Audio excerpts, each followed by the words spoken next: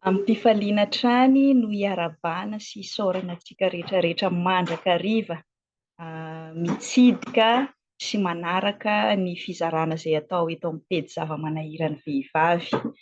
Androany dia handray vahiny lehilahy voalohany isika, araka ny efa nilazaiko moa fa averimberiko foana na dia zava-manahirana vehivavy natao hiresahana manokana momba ny vehivavy aza ny pejy dia misokatra ho an'ny rehetrarehetra mandray vahiny lehilahy izay afaka mizara ny traikefa izay eritreretiny fa azo zaraina mahasoa ny vehivavy. Ka androany antsika dia handray vahiny lehilahy voalohany eto amin'ny pejy Gasy Manahira.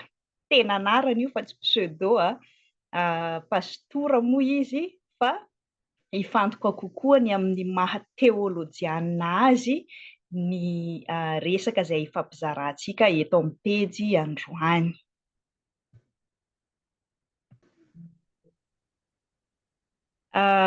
Miarahaba anao tonga soa eto amin'ny pejy dia mamerina fisaorana nanaiky anao ho vahiny lehilahy voalohany eto amin'ny pejy.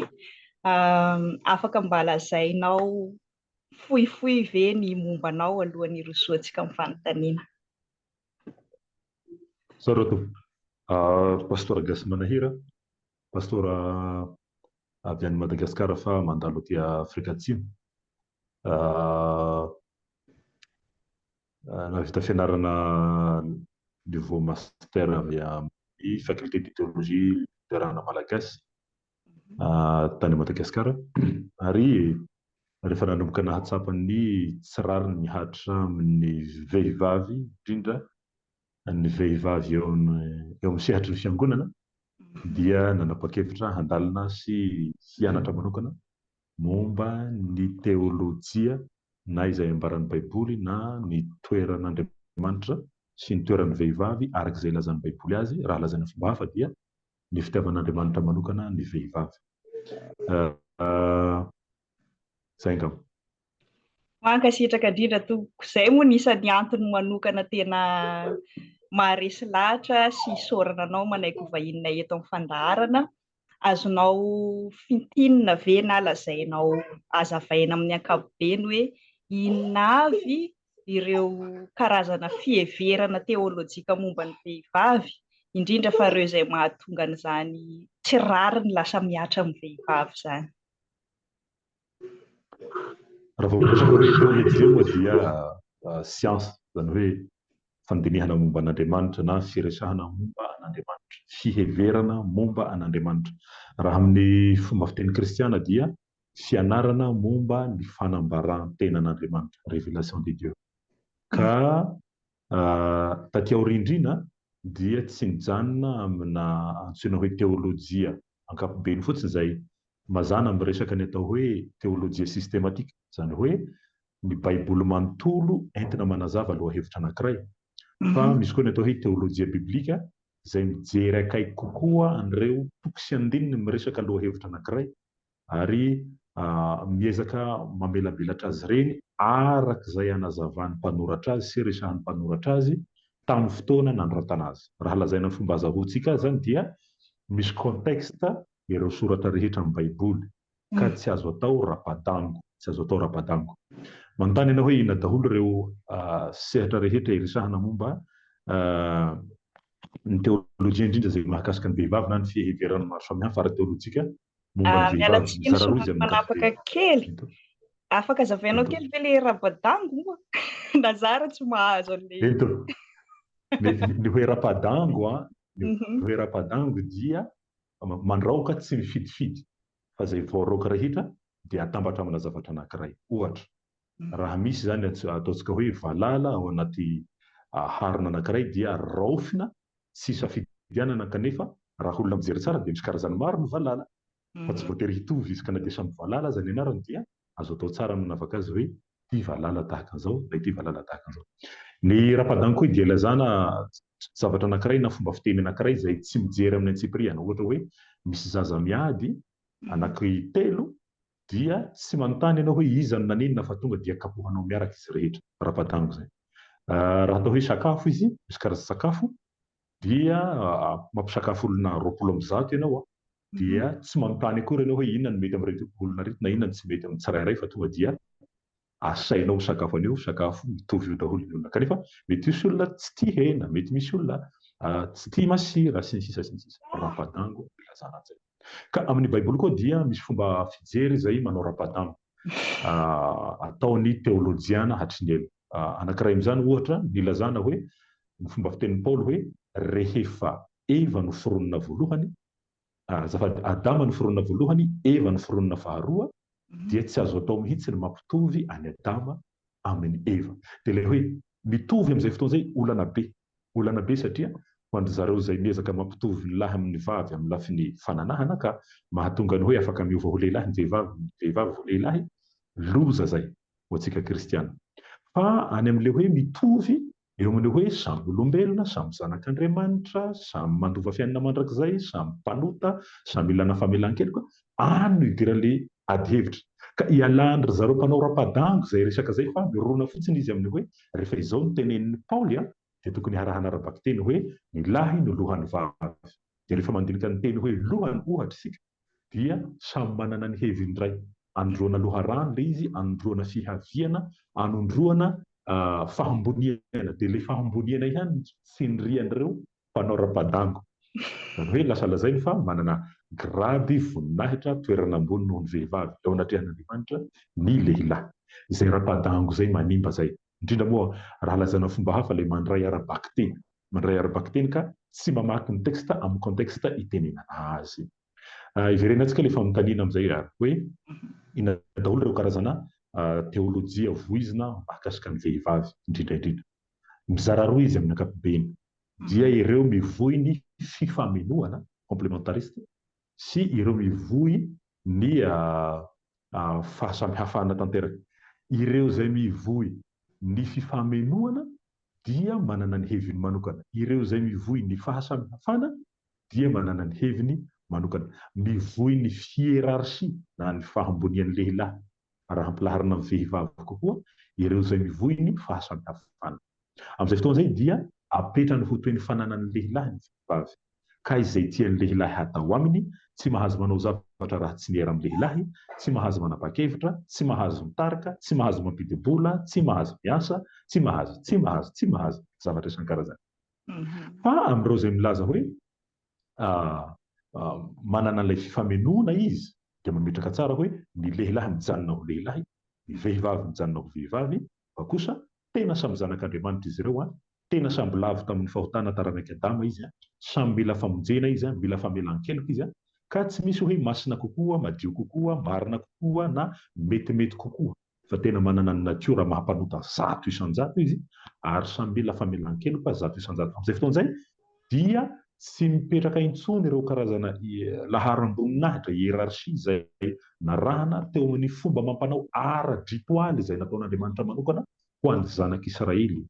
Fa ao amin'ny hazo fijalian'i Kristy dia samy mpanota isika, samy niarany nomboana tamin'i Kristy, samy mandray famelan-keloka raha mino an'izany ary samy tonga mpisorona, izany hoe samy afaka mizara famelan-keloka, mizara ny tenin'Andriamanitra amin'ny toerana filazantsara mandeha mitety an'izao tontolo izao, samy afaka mitarika fiangonana ary samy afaka manao asa fanompoana satria efa samy tonga mpisorona ny rehetra. Izay ny fivakian'ny roa lehibe izany. Fa eo amin'ilay fivakian'ny roa lehibe iray dia mbola samy manana ny fijeriny, ny samy ao anatin'ny vondrona. Eo amin'ireo izay milaza hoe tena samy hafa ireo ka tsy azo ampilaharina ny laharam-boninahitra dia somary mitovitovy hevitra ry zareo. Ny antony mampitovitovy hevitra azy mety aminy kokoa ny mametraka ny vehivavy ho ampianarina foana fa tsy hampianatra, homena sakramenta foana fa tsy mahazo mizara sakramenta, natao hitaizany zaza fa tsy natao hitarika fiangonana sy ny sisa. Ny aty amin'ny milaza ny fifamenoana indraindray mbola misy ihany kolontsaina tafalatsaka ao anatiny. Ohatra, na dia atao hoe mifameno aza izy ireo dia indraindray ny karaman'ny vehivavy tsy voatery hitovy amin'ny karaman'ny lehilahy. Ny habeny asa azon'ny lehilahy atao tsy avela homena ny vehivavy ny fahefana zany. Raha ohatra zany lazaintsika amin'ny fomba hafa dia ohatra hoe azo atao ordinasiona ihany ny vehivavy ohatra raha pastora izy, fa tsy azo atao ny manome azy fahefana hitondra synoda zavatra ohatran'izany. Any amin'ny fiarahamonina dia azo atao ihany manome asa ny vehivavy saingy ny posta maha directeur sy ny posta maha secrétaire général tsy avelohan'ny vehivavy. Ho an'zareo izay mieritreritra manokana hoe ny vehivavy tsy mahavita asa dia tsy omena formation feno ny vehivavy fa ampahan-javatra ihany no ampianarina azy, ka rehefa tsy ampianarinao izy, tsy hofaninao izy, dia mazava ho azy tsy hahavita an'ilay asa. Ohatra amin'izany ohatra ny fampiasana moto. Indraindray misy mieritreritra hoe ny vehivavy tsy afaka mampiasa moto mihitsy satria vehivavy izy, malemy izy, mety hianjera izy. Fa ny tena marina, marobe ny lehilahy tena matahotra hitaingina moto, tena marobe. Ny antony dia tsy nampiofanina izy, tsy nomanina izy, tsy nozarina izy. Dia tahaka izany koa ny vehivavy. Ny fiarahamonina no manery azy tsy hahavita zavatra anankiray, tsy hahay zavatra anankiray, ka rehefa arahan'ny mpanapa-kevitra zay na arahan'ny be sy ny maro zay dia ohatrany hoe tsy natao ho an'ny vehivavy ilay asa anankiray na dia ho vitany hany azy. Ilay indriky fahasamihafan'ny teolojia zany, raha fehezitsika dia misy mirona amin'ny lafiny teolojika fotsiny, ka raha lazaina fa i Eva no atao hoe voafitaka menarana dia voizin'ny Paoly ilay hoe i Eva no nampisy ny fahotana, dia raha ny be sy ny maro koa zay. Hevitry Paoly fa tsy tenin'Andriamanitra la ho tenenina ny Paoly. Io zany dia mifangaro foana.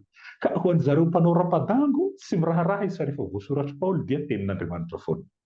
Fa ho an'izay mandinika tsara ny contexte, manao an'ireo karazana fandinihana amin'ny fanoratana, amin'ny contexte anoratana, amin'ny kolontsaina, amin'ny fomba fiteny, amin'ny olona miteny, amin'ny vantanany hafatra, sy sisa dia mazava tsara hoe misy fotoana Paoly manana ny heviny dia maneho izany, ary satria manoratra izy, olombelona zato sanjato izy manoratra, na dia nahazo tsindrimandry avy amin'ny fanahy masina dia manana ny heviny koa izy ao anatin'ilay texte. Dia ny anankiray faharoa raha fehezina fomba hafa ilay izy, ao kosa ireo zay mametraka hoe tena mitovy natiora isika maha olombelona atsika. Ny taovam-pananahana no samy hafa. Fa ny mahasamby balota, ny mahasamby olombery, ny mahasamby teo ambany vahory fanjakan'ny devoly, ary ny mahasamby olombelona mila famonjena famelan-keloka atsika dia mitovy isika. Mitovy koa ny fahefana, voninahitra, famelan-keloka, fanamasinana, fanamarinana no raisitsika avy amin'Andriamanitra, ka tsy misy ambony sy ambany.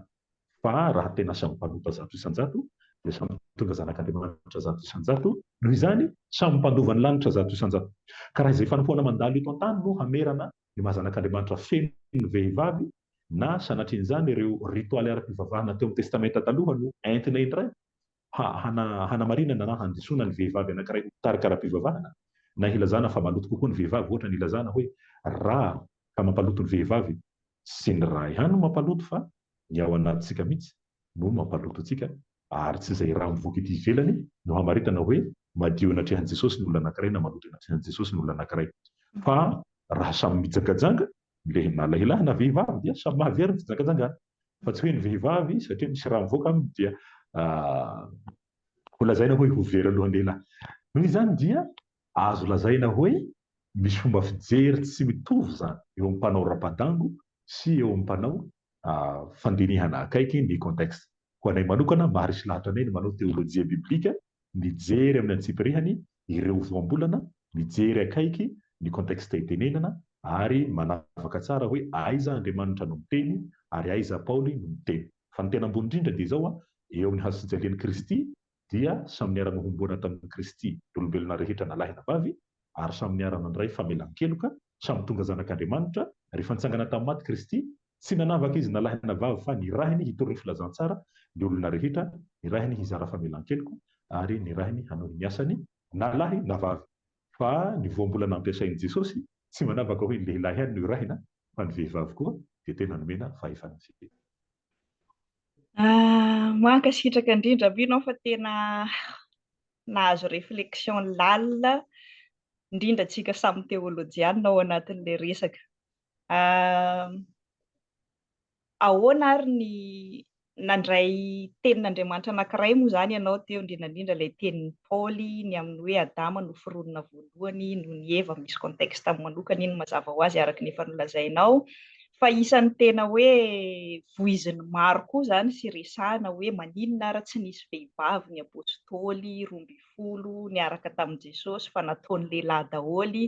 Dikan'izany na dia teo aza ilay fameran'ny testameta taloha Jesosy Kristy izay fototra afaka nanova ny testameta ho vaovao aza na ninona tsy nifidy vehivavy ho apôstôly.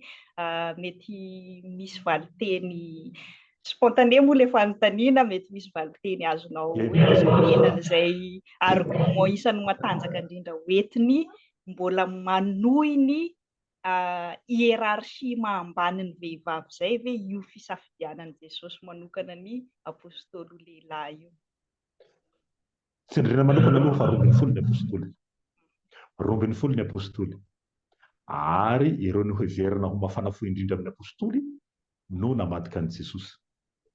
Na i Petera izany, na i Jodasy izany sy ny hafa. Ilazana fa tsy manana fahatanterahana na tombom-pahamasinana na olona tanteraka totan'ny vehivavy na oviana na oviana, izy ireo na dia lehilahy aza. Fa Jesosy raha talohan'ny mitsangana tamin'ny maty, raha mbola azony andeferana ny rafitara-piarahamonina izay nisy, dia tsy nikorontaniny. Tsy nikorontaniny antony nanam-pahindrena koa ny vehivavy na nanam-fanetretena. Kanefa tsapan'i Jesosy hoe niaritra fahoriana ny vehivavy. Tena niaritra fahoriana. Ny anankiray izay nisongadina indrindra amin'izany dia eo amin'ny lalàna ny fisaraha-panambadiana. Ny vehivavy tsy mahazo misaraka amin'ny lehilahy raha mijangajanga ny lehilahy, fa ny lehilahy kosa raha mahatratra ny vehivavy dia mahazo taratasy fisaraha-panambadiana. Izany ilay zavatra tena nilavin'i Jesosy. Tena zavatra nampalahelo an'i Jesosy iray. Ny an'i Jesosy moa dia mazava. Rehefa niresaka an'io izy tamin'ny Matio 5, indrindra aloha kely ny 5:70 hoe aoka ny teninareo hoe aoka ny teninareo tsiatsia, fa izay ankoatr'izay dia avy amin'ilay ratsy. Ka tsy azo atao mihitsy ny mieritreritra hoe satria lehilahy daholo ny apôstôly dia tsy azo atao ny mieritreritra ny vehivavy ho tonga mpianatry Kristy. Ny hoe apôstôly moa dia efa olombelona nanatry maso, niara-miaina tamin'i Kristy, izay angeny maha-apôstôly. Ka na itsika mandray sary an-tsaina fotsiny hoe ahoana moa no hahafahan'i Jesosy hiara-hiaina amin'ny vehivavy, hiara-matory, hiara-mandeha, hiara-mandry, hiara-mihinana sy ny sisa sy ny sisa. Noho izany Jesosy tsy te hanakorontana ny rafitra-piarahamonina fa mandraka-ankehitriny ange na ataontsika hoe mopera anankiray, pasteur anankiray, presbyteriana anankiray, mpitandrina anankiray fotsiny miresaka amina vehivavy matetika, raha hitan'ny fiarahamonina tsy vita mora, tsy vita mora. Mainka fa hoe Jesosy izay tsy nanambady, Jesosy izay manora lahy anie Jesosy e, satria 13 taona izy raha araka ny kronolojia amin'izao no nohombona amin'ny fianso-jaliana, ahoana ao anatin'izany fahatandrona feno izany Jesosy no hiara-monina, hiray trano, hiray lalana 24 heures sur 24 heures amin'ny vehivavy. Ilay izy rehefa hasarotiny ao anaty sarotra, fa rehefa dinihina dia voafaly mazava tsara. Izay fotsiny ange dia ampy hamalitsika azy. Faharoa, ny mpitarika fivavahana amin'izao, na mopera izy, na presbytera izy, na mpitandrina izy, na pasteur izy, tsy apôstôly, tsy vaovolombelona na hita maso. Ka tsy azo atao mihitsy mampilahatra an'ireny olona ireny amin'ny apôstôly. Tsy azo atao.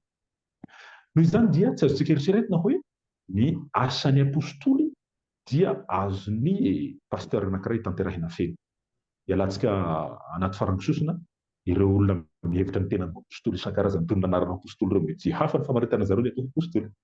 Fa ny tiana hambara eto dia izao ilay maha-pikarakara ny ondry, mpamahana ny ondrin'Andriamanitra, mpamelona ny fiangonana, mpizara tenin'Andriamanitra, mpizara sakramenta, izay no maha-pasteur ny pasteur anankiray. Ny any pretra moa miavaka manokana izy satria manatanteraka fisoronana izy, averina amin'ny fomba hita maso amin'ny fotoana ankehitriny ny fisoronana izay nataon'i Kristy. Misy fanazavana somary sarotra ihany raha mopera no resahana. Fa raha vao pasteur sy mpitandrina no resahana dia mpiandry ondry. Ary ny tany Palestina tsy vahiny an'i Jesosy mihitsy ny vehivavy miandry ondry. Tadidiko tsara ireo vehivavy eran'ny testamenta taloha izay any an-tsaha miandry ondry no iresahan'Andriamanitra, ka tsy azo atao mihitsy mieritreritra hoe ny vehivavy tsy mahazo miandry ondry. Noho izany raha samy fikarakarana dia mahavita koa ny vehivavy amin'izany fiandrasana ondry izany. Fahatelo, ny fatsakana rano avy anaty lavadrano angamba sarotra indrindra raha samy mikarakara ondry amanosy ankoatra ny fiambenana azy amin'ny bibidia masiaka. Kanefa matoa ireo vehivavy ireo alefa ny ray aman-dreny miandry bibidia masiaka dia mety efa nampianariny fahaizana mitazona tehina izy na fahaizana mampiasa antsampitady, pilotra sy ny sisa sy ny sisa. Noho izany raha manana pilotra ny vehivavy tsy ampy ray kilao akory ange ny pilotra. ary na dia misy an'ilay vato izy ampiasainy dia tsy mihoatra ny ray kilao sasany. Noho izany tsy izay ray kilao sasany no isaka nanao ny vehivavy tsy hiandry. Faefatra, raha samy hamahana ny ankohonana dia raha ohatra hoe ny kolotsaina malagasy manokana ampisaha tsy resantsika aloha ny kolotsaina hafa dia ny reny no tena mikarakara ao an-tokantrano, mandoatra, manasa ny akanjo, manomana ny mpianatra, manomana ny hatramin'ny ray mpianakaviana aza mbola ny reny no mikarakara azy. Ka raha ilay mahampiandry mpamahana, mpamelona, mpikarakara tsy misy mahavita ny vitany reny. Noho izany ny vehivavy dia tena mahavita feno an'izany asa maha-pasteur, asa maha-mpitandrina ny ondrin'Andriamanitra izany. Ary satria aty amin'ny testamenta vaovao ny maha izy azy ny fiangonana dia ny tenin'Andriamanitra sy ny sakramenta, ary tsy miankina amin'ny famonoana biby tahaka ny testamenta taloha, tsy miankina amin'ny fahaizana didy aman-dalàna tahaka ny hahaizan'ny fariseo azy, fa miankina amin'ny fahefana omeny fiangonana olona anankiray hizara ny tenin'Andriamanitra sy hizara ny sakramenta. Inona amin'ny fizarana sakramenta sy inona amin'ny fizarana ny tenin'Andriamanitra ary no tsy vitan'ny vehivavy. Ho anay manokana ny promotion nisy anay na ny zokinay na ny zandrinay dia nahita maso aho fa maro ny vehivavy no mahay mihoatra ny lehilahy. Maro mba tsy lazako hoe saika ny vehivavy no mahafehy an'ireny zavatra ireny mihoatra ny lehilahy. Amaranako azy fahadimy, raha samy fanompoana sy fanoloran-tena dia lazao ary fa ny sampana anankiray izay misy ny lehilahy ny tena tsara toerana koa raha milahatra amin'ny sampana misy vehivavy. Valiny ny vehivavy no mahavita be, ary raha samy fanoloran-tena tsy misy mahavita ny vehivavy. Fa rehefa somparina le resaka na simbaina le resaka dia iverenana foana le arabaky teny hoe tsy nisy apôstôly vehivavy. Dia ny valiny mazava tsara satria tsy mety amin'ny Jesosy mihirahirana 24 heures sur 24 heures amin'ny vehivavy. Sarotra zany. Ary mety na isika na sahirana hanazava ny soratra masina raha atao hoe niara-nonina 24 heures sur 24 heures amin'ny Jesosy. Nisy vehivavy vitsivitsy azy nafanafo, isan'izany ry Maria Magdalena sy ireo vehivavy hafa izay tena nahavita be tamin'ny fanarahan'ny dian'i Kristy, efa simbainy sasany hoe i Maria Magdalena nge ka sakaizan'i Jesosy, misy mahasamy teny ohatran'izany. Nefa olona nafanafo noho izy nisotran'i Jesosy, nesorin'i Jesosy taminy dia fito dia nafanafo izy nanarany dian'i Kristy, ny fiainany manontolo natolo ho an'i Jesosy, hanompoana an'ireo apôstôly 12 sy Jesosy 13 lahy ho karakarain'ireo vehivavy ireo. Fa rehefa simbaina le resaka azy amin'ny zavatra resaka tiana ho simbaina fotsiny le hoe tsy nisy apôstôly vehivavy. Angamba ny famaritana natao apôstôly mihitsy araka izay ahitana azy amin'ny soratra masina, no tsy mazava amin'ilay olona miteny na miresaka azy ka any ambany an'izany resaka izany. Mankasitraka indrindra tena feno tsy tsisy tokony ho pasohana intsony raha ny fanazavana nomenao fanontaniako alohan'ny farany. Ny pejy moa zany na dia hoe pasteur teolojiana nanao nararotina ny lafiny ara-teolojia androany dia misokatra ho an'ny rehetrarehetra koa mba ho metsika anjara koa zany izay vehivavy na lehilahy tsy teolojiana mijery antsika androany. Isany nandray anjara be tamin'ny famolavolana ny kolotsainantsika malagasy ny kristianisma, ary mino aho fa na dia olona milaza ny tenany tsy kristianina aza dia mahavoaray an'ireo fiheverana samihafa nazavainao teo ireo. Izany hoe eny amin'ny fiarahamonina zany na dia tsy amin'ny fiangonana kristianina aza dia misy foana koa ilay fiheverana hierarchika amintsika malagasy hoe lehilahy ambony kokoa, vehivavy ambony kokoa, vehivavy ambany kokoa azafady. Izay ary no azonao ampaherezana ny vehivavy izay mandray na lehilahy izay nandray an'ireo fiheverana hierarchika momba ny lehilahy sy vehivavy ireo raha miala tanteraka ny contexte maha-kristianina antsika, fa eo amin'ny fiarahamonina malagasy dia rahana mahita izay zavatra izay.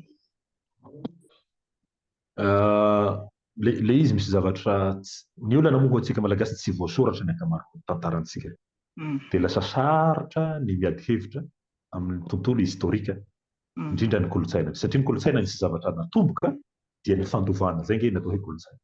Misy fomba amam-panao, ritoaly, fomba fitafy, fomba fanaovana tao-trano, fomba maro samihafa amin'ny lafim-piainana izay natomboky ny ray aman-dreny na ny mpitondra anankiray na olona malaza anankiray dia ny fandovana. Tsy fanomezantsiny zay, fa raha lazaintsika hoe nahoana ny lehilahy mahazo vahana kokoa, fahefana kokoa, toerana kokoa mandrakariva eo fiarahamonina malagasy. tadio fa ny malagasy dia tafiditra ao anatin'ny atao hoe firenena izay mbola tanora ihany raha mbola firenenkafa ary maha firenena vao miforona azy misy karazan'olona maro ao anatiny isam-paritra. Taloha tena tsy azo atao mihitsy zany hoe avy any Fort Dauphin ianao handeha ho an'ny Diego zany, tsy noeritreretina zavatra ho azo atao mihitsy zany. Tadiditra fa mbola tonga saina any amin'ny atao hoe fanomboka tonga saina any 87 tany fa izany olona avy any Ambosary Atsimo handeha hankany Elakaka zany raha tsy mahazo tsodrano amin'ny ray aman-dreny tsy mahazo mandeha tena tsy maintsy mijanona ao an-tanàna miandry omby mamboly sy ny sisa sy ny sisa. Inona ny tena hambara amin'izany? Misy rafitra ara-piarahamonina izay nananahy izy azy ny malagasy ary tsy ratsy ho azy io. Taloha satria mbola samby fokotsy kelikely ny malagasy nanana ny mpitarika azy antsoina hoe mpanjaka na olobe isam-paritra dia mifanafika ry zareo, mifanafika. Ary ao anatin'izay fifanafihana zay mandrakariva ny lehilahy nomena sehatra kokoa raha mitaha ny vehivavy. Mazava ho azy raha firafitra ara-batana manatombo ny lehilahy miohatra amin'ny vehivavy. Raha hozatra zany no resahany dia mandrakariva manatombo ny lehilahy miohatra amin'ny vehivavy. Moa ny vehivavy afaka miteraka, ny lehilahy tsy miteraka. Ka raha fotoana mahabe voka vehivavy no tonga ny fahavalo, sarosarotra ihany ny hiatrehana ny fahavalo. Andavanandro koa farafahakeliny misy 5 andro ny vehivavy mandalo fandimbolana dia mety somary sahirakirana raha vehivavy ao anatin'ny fandimbolana no hiatrika ady amina fahavalo. Io moa tsy dia tena olana fa misy vahaolana ihany saingy ilay fotosaina no mieritreritra hoe tsy afaka mihetsiketsiky be ny vehivavy rehefa ao anatin'izay fandimbolana zay. Moa rehefa zavatra koa mahakasika ny ra tena natahoran'ny malagasy. Ary satria ny vehivavy mandeha fandimbolana misy ra saropady zany zava-masina na zavatra saropady sy ny sisa ka tsy tokony avela ho very foana ireny ra ireny fa manana ny toerany na manana ny hasiny manokana. Misy mametraka azy ireny ho maloto, misy mametraka azy ireny ho zavatra masina sy ny sisa arakaraka kolontsaina. Iverenako ary le hoe mifanafika.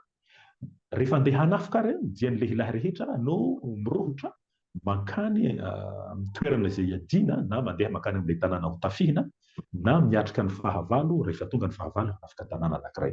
Noho izany satria ny olona hiady dia mila voky, mila voaomana ara-tsaina ara-batana ary mila manana herin-tsaina sy herim-batana hoentina miatrika an'izany. Ka tsy ny lehilahy ihany no miomana sy mikarakara an'izany fa ny vehivavy indrindra koa, mety ho anabaviny, mety ho reniny, indrindra raha vadiny no manomana azy hiatrika an'izany ady izany. Amin'izay fotoan'izay lasa mifameno ry zareo. Ny vehivavy mikarakara ny lehilahy hiatrika ady dia ny lehilahy kosa karakaraina. Ka tsy mahagaga raha hisakafo dia ny lehilahy no ampisakafoanina mialoha. Tsy mahagaga raha misy zavatra atao dia ny lehilahy no privilegiena manokana satria noho izay antony ara-tafika izay satria miaravoa ny lehilahy sy ny vehivavy tonga tampoka ny mpanafika na sanatria resy anady ny vadinao sy ny iray tafika aminy. Ka noho izany dia voajanahary ao anatin'ny vehivavy le hoe karakaraina ny lehilahy. Fa ambonin'izany rehefa mandresy ange ny lehilahy dia miara-paly ny mpianakavy. Tsy ilay lehilahy ihany no mandresy fa ny vady aman-janany koa, ary izy mihitsy aza no misaotra voalohany ny vadiny misaotra ny tanàna hoe tena nandresy isika ary soron'Andriamanitra. Fa amin'ny lafiny hafa koa misy ihany karazana kolontsaina izay nilovaintsika amin'ny samy malagasy ihany. Ohatra misy olona anankiray manan-karena lehilahy zany amin'ny ankapobeny satria saika ianaran'ny lehilahy teo amin'ny fiarahamonina malagasy na ny anabaviny aza no hitondra omby any amin'ny rafozany dia tsy maintsy ilay anadahy no mitarika ilay anabavy ho any amin'ny rafozany. Fanajany anabavy ny anadahy io ary zavatra efa nifanarahana efa ekeny be sy ny maro miainga amin'ny antsoina hoe stéréotype satria izay no arahin'ny be sy ny maro dia mila manaiky an'izay koa raha vehivavy. Rehefa tsy manaiky an'izay dia vehivavy tsy vanona, vehivavy tsy manana ny mahizy azy, vehivavy manimba fiarahamonina, vehivavy toy ny akohovavy maneno sanatria nareo anabavy oharina ny akohovavy maneno sy ny sisa. Dia tahaka izany rehefa reny anankiray manan-karena dia tsy mahazo mampirafy. Fa rehefa lehilahy anankiray, raim-pianakaviana anankiray manan-karena dia afaka makavady ary indraindray tsy iarahany amin'ilay vadiny voalohany na ilan'ny hevitry ny rafozany akory fa tonga dia izy no mampakatra. Mety amin'ilay vadiny ao an-trano tsara, tsy mety aminy dia miala izy. Ny mahagaga nefa rehefa ny vehivavy manao toetra tahaka an'izany dia akorainy ny fiarahamonina atao fiombehezana. Fa rehefa ny lehilahy manao tahaka izany dia ohatry ny mety ihany, indraindray mena voninahitra mihitsy aza.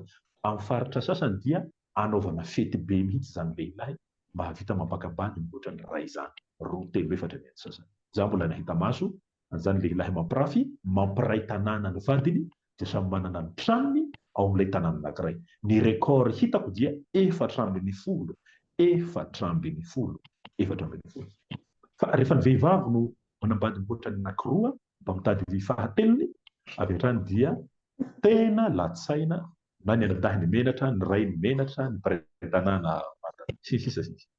Miainga amina fotom-pisainana sy soatoavina ifanarahan'ilay tanàna zany no mahamety na tsy mahamety dia toeran'ny vehivavy anankiray.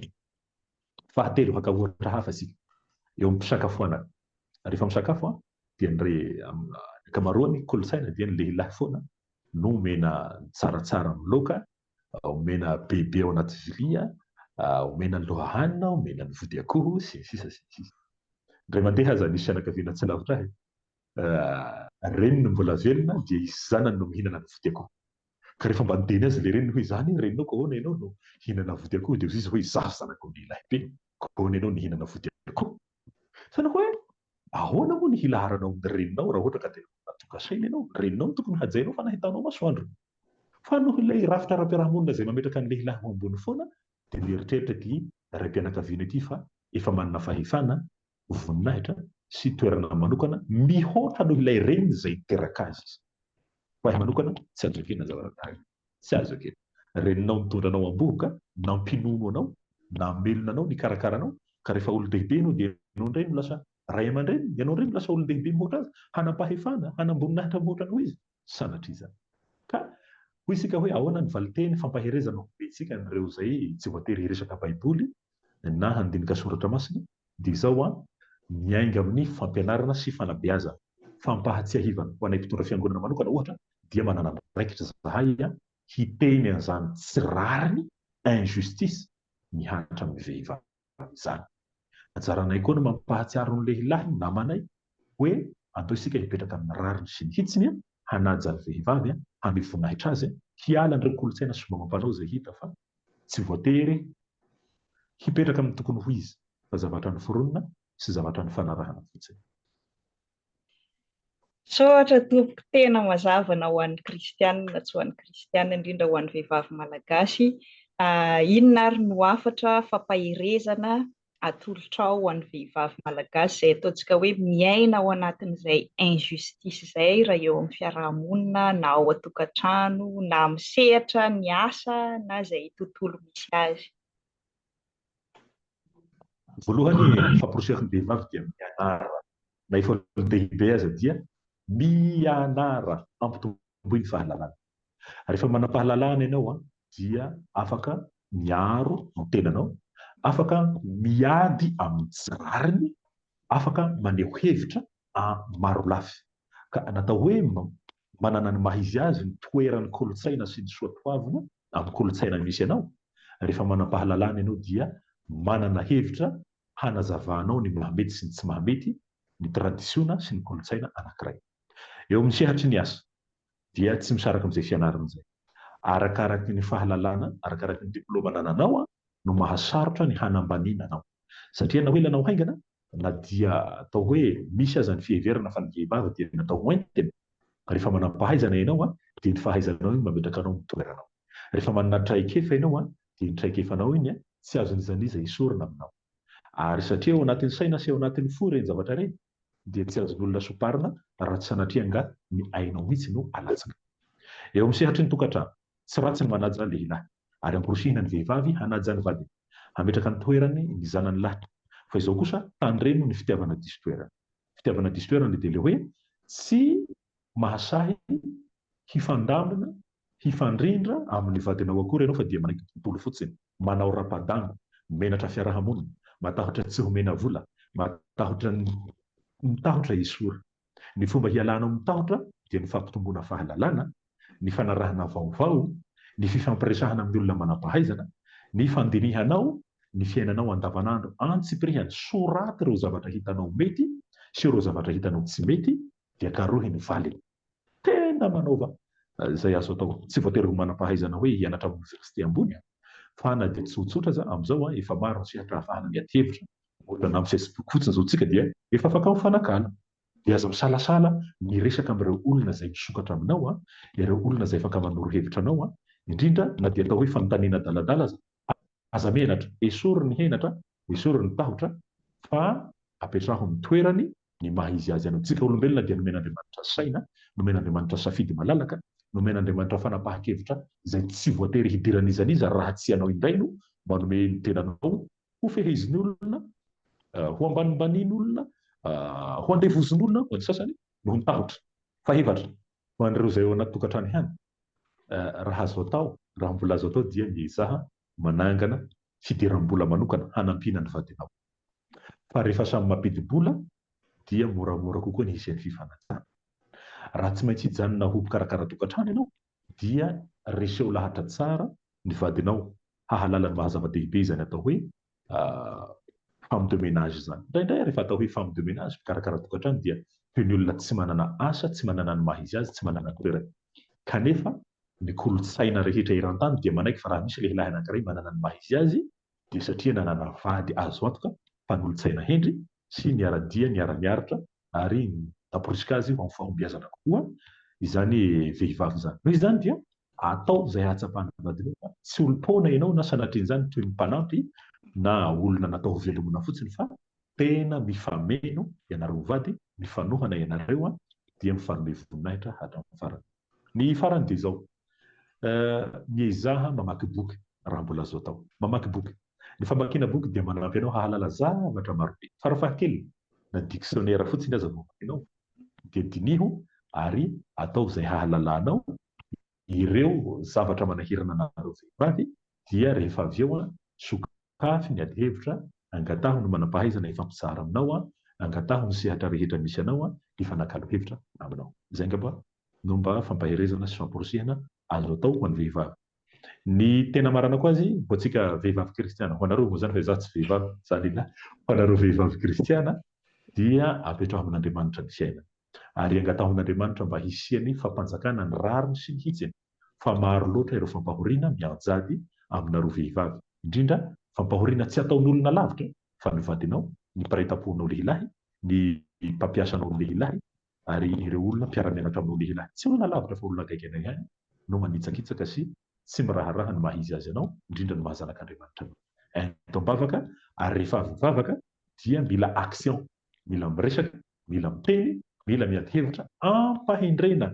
Ny atao hoe ampahindrena tsy atao bontono fa tohan-kevitra, argument no entinao miady hevitra, dia miezaka manangona argument marobe mba tsy ho tratry ny tampoka, ohatrany nataony Ramatoa Bruna teo, misy fanontaniana tampoka dia tokony vonona mandrakariva, fa tsy hoe rehefa tonga ilay fanontaniana dia andraso aloha sy ny sisa, fa tokony vonona mandrakariva isika na andro na amin'ny alina. Ary apôstôly Paoly dia mamporisika amin'izany hoe aoka hiomana mandrakariva isika na amin'ny andro na amin'ny alina, satria tsy fantatsika izay iverenan'ny tompontsika. Dia tahaka izany koa miady atao amin'ny devoly, hoe Petera, vonona mandrakariva isika satria tomiliona mierina ny devoly mitady izay arapany. Ary ny fomba fiasan'ny devoly dia ny fomba maro samihafa, tsika tsy miteny hoe devoly ireo lehilahy izay manambany vehivavy sy manitsakitsaka vehivavy sanatria, fa izy ireo kosa dia indraindray miteraka fampahoriana ho antsika. Ary ny fampahoriana dia tsy avy amin'iza fa avy amin'ny, nareo mamaly azy, avy amin'iza ny fampahoriana. Dia Andriamanitra ilay samy hitahy antsika, hitahiry antsika amin'ny fahasoavany, samy ho tahian'Andriamanitra. Mankasitraka indrindra tompoko, dia mirary soanao koa amin'ny adidy aman'andraikitra izay omen'Andriamanitra anao. Ho antsika izay nanaraka, manantena antsika hifampizara koa izay hevitra antsika ao amin'ny commentaire sy izara raha sitraka ao mba ho fampandrosoana mandrakariva ny vehivavy. Mankasitraka indrindra tompoko. Vonona zahay hanampy anareo hamaly ny fanontaniana. Mirary soa. Raha ampidirinareo ho membre zahay. Mirary soa indrindra.